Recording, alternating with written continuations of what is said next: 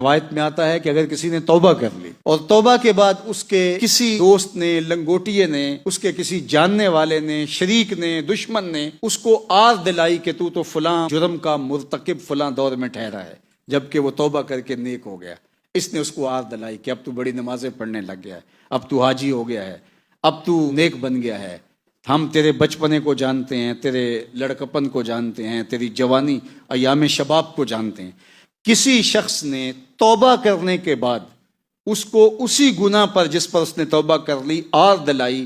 اس کو ذلیل کرنا چاہا، اللہ اس شخص کو، آر دلانے والے کو، اتنی دیر تک مرنے نہیں دے گا جب تک اللہ اس کو ذلیل و رسوا نہ کر دے۔